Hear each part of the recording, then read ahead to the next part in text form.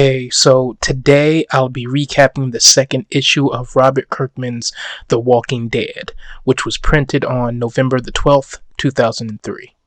We open on a dark, starry night, a full moon high above, and a few broken down cars on the shoulder of a deserted highway. Suddenly it's day, and we see a police cruiser creeping down that same lonely highway. There's a broken down truck with the door open on one side of the road and a corpse on the other. On either side, the highway is surrounded and smothered by high weeds and overgrown foliage. On the far left, there's a Welcome to Georgia sign, so we know that Rick is still making his way to Atlanta. At some point, Rick stops at a deserted gas station, but the pumps are empty. Cursing, he kicks it in frustration. Driving on, he passes a corpse laying across the seat of a car. Rick just stares at it wide-eyed and doesn't say a word.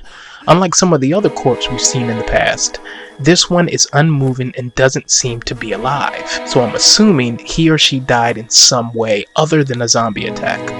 But there's really no indication of what's occurred. That's left to our imaginations. From here, Rick drives on, mile after endless mile down the empty highway, broken down and abandoned vehicles littering its shoulders. Sometime later, Rick exits his car and curses. He's out of gas. Left with no other choice, he reaches inside the cruiser, gathers his bag and guns and supplies from inside, and heads off on foot. While walking and squinting at the sun overhead, he spots a house in the distance and decides to go and check it out. When he reaches the house, for a moment he just stands there, right in the overgrown front yard, and looks over the home. It's fairly small, of humble means, 2-story, with a plain-looking screen door and a sofa on the porch. He knocks, but there's no answer, so he shouts, asking if anyone's home. Again, there's no answer, so he turns the knob, announcing himself as he does. He opens the door and shouts inside, announcing to whoever's there that he's not there to hurt or rob them. He just needs some gasoline for his car. All's quiet inside, so he enters, but slowly. A few feet in, he smells something funny, looks inside one of the rooms, and gasps. Everyone's dead inside. Bullet holes in each of their heads. There's a teddy bear laying next to one of the bodies on the floor, so one of them must be a child. The man in the chair is holding a gun, and there's a cross on the wall, and a Bible in the hands of one of the deceased. This is a Christian family, and they've opted their own way out rather than taking their chances in what's left of the world. This is an interesting frame, in that in many sects, Christians consider suicide to be a sin, so one can only imagine the stress they were under that would compel them to take their own lives. Rick scrambles out the nearest door and chugs up whatever's left in his belly and wipes his mouth. After sweeping the house, he spots a barn on the property and goes to inspect. He opens the latch and spots a sole and seemingly healthy horse inside. He walks over to the animal, whispers hi, and gently pets it, then asks if she was left here all by her lonesome. Grabbing a saddle, he asks the horse if she's interested in helping him get to Atlanta, where he hopes to meet his wife and child. After securing the saddle in place, he spots an axe leaning against a wall and grabs it, thinking it may come in handy. Afterwards, he mounts the horse, then heads out at a full sprint, across the family property, through the open country, and right over a wooden fence. The horse seems overly excited, and Rick begs for her to slow down,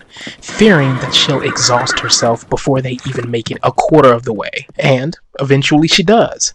After thanking her kindly, Rick points her in the direction of Atlanta, and off they go, right down that same deserted, overgrown highway. On the way, sort of talking to himself and the horse, Rick begins to reminisce about his wife Lori and his young boy Carl, thinking that might help to soothe his nerves, as well as help him to forget all of the terrible things he's seen since waking from his coma. He talks about when Lori was pregnant, about the moment her water broke and he raced to the hospital, about how there were some complications and an emergency C-section was performed. He talks about the first time he laid his eyes on little Carl, then pauses, suddenly flooded with sorrow. Thinking of them just seems to make everything that much more worse. Afterwards, he chooses to ride in silence instead. When he finally makes it to the city, it's a mess, littered with garbage, abandoned cars, and wreckage. It's a ghost town, not a soul in sight, so he trots deeper in. As he passes an alley, a zombie stirs, moaning drunkenly. As he trots deeper into Atlanta, several others do as well, many rising to their feet, attracted to the steady clopping of the horse's hooves, or perhaps the sweet smell of fresh meat. Cursing, Rick brings the horse to a stop, suddenly surrounded. Zombies gathered all around him on either side, blocking him in. Having second thoughts, Rick decides to turn her around, but it's too late. They're surrounded by the mass of stinking, grunting, snarling corpses. Suddenly they attack, spooking the horse and causing it to rear up and throw Rick hard to the ground. Distracted by her wild kicks and brays, they swoop in on the horse, biting and snarling and trying to rip her apart. She kicks and brays wildly, throwing zombies off, crushing them beneath her powerful hooves. Stunned and still on the ground, Rick watches in horror until a straggling zombie happens to notice him. It starts towards him. Rick curses, scrambling backwards, reaching for his axe, then sinking it deep in its skull. It topples to the ground, but the noise attracts others. As Rick pulls the axe free from the zombie's head, others stagger towards him, surrounding him, moving in for the kill. The others rip and tear at what's left of the horse, stuffing palmfuls of intestines and raw flesh into their stinking mouths. Suddenly flooded with anger, Rick curses them, then opens fire, hitting one in the shoulder with the first blast. He fires again and again. A round rips through a skull, another through a cheek, yet another through the back of the head. But they keep coming, staggering forward.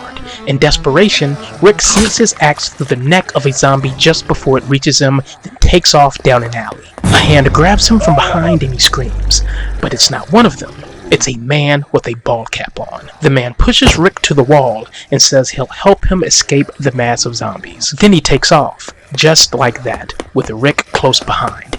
As they run, the man screams back at Rick to please stop using the gun. He's only attracting more zombies. When Rick turns around and sees a mob of zombies staggering behind them, the man in the cap says there's no need to worry. He says they're too far behind, but they have to get going now. Then he jumps up, grabs the lower rung of a fire escape ladder, and swings it to the ground, proud of himself for snatching it on the first go. He starts up the ladder and calls for Rick to join him. And Rick does, and by the time he reaches the first landing, there's a horde of zombies beneath them, screaming and snatching at the air. As they climb to the roof, Rick apologizes to the man in the cap for moving so slow.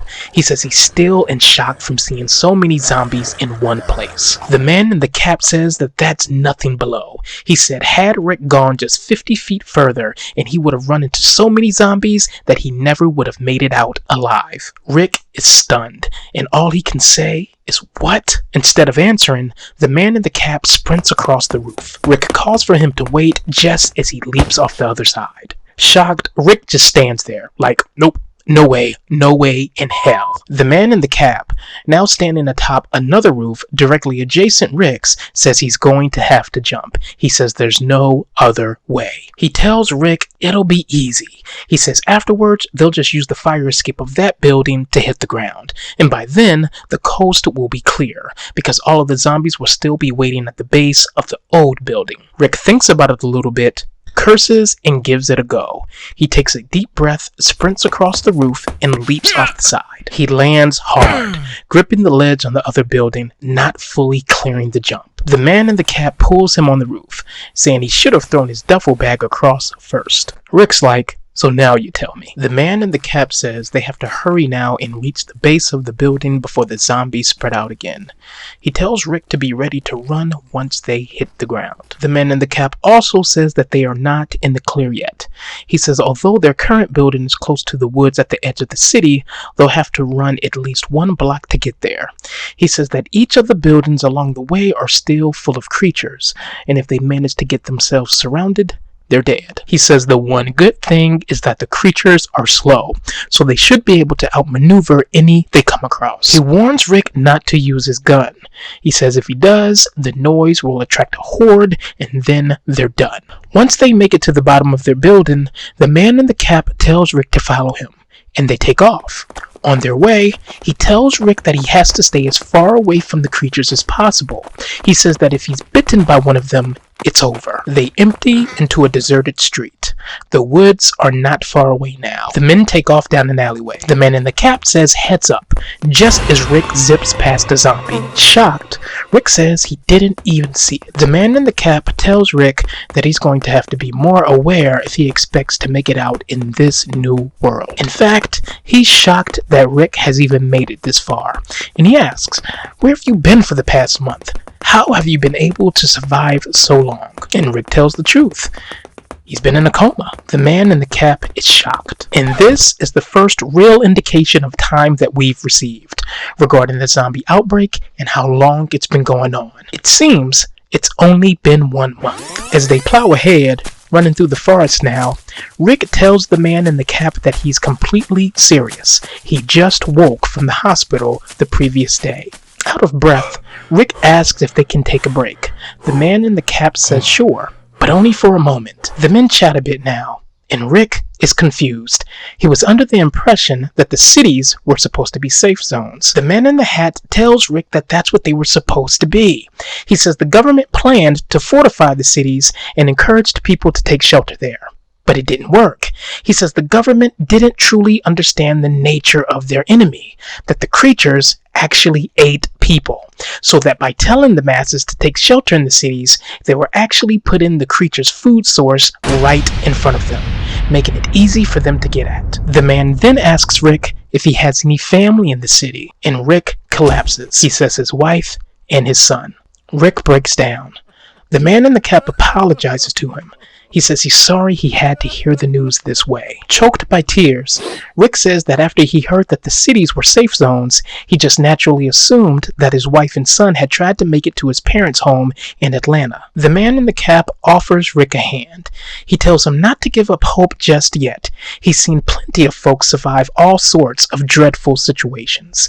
He says there's even a guy at camp that actually made it out of Atlanta, so there's hope yet. This catches Rick off guard. He's surprised to hear that they have a camp. The man in the cap tells Rick that that's exactly where they're headed, so they continue forward. On the way, the man in the cap tells Rick that the members of his camp take refuge in cars at night and take turns keeping watch in case of a creature attack. He says most of the folks at camp were latecomers to Atlanta. He says they decided to make camp in the woods after they found the city infested with creatures. When they finally arrive, Rick stops in his tracks, stunned. His wife Lori screams his name, running towards him. His son, little Carl, does the same. The family embrace. Okay, so that's my recap of The Walking Dead comic issue 2. Hope you enjoyed.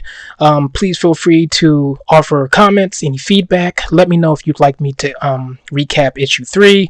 I'm no professional. I'm no expert at this in comics or video work at all. This is just something that I decided to do in my spare time. So, let me know what you think. Good, bad, anything in between. All right, you take care.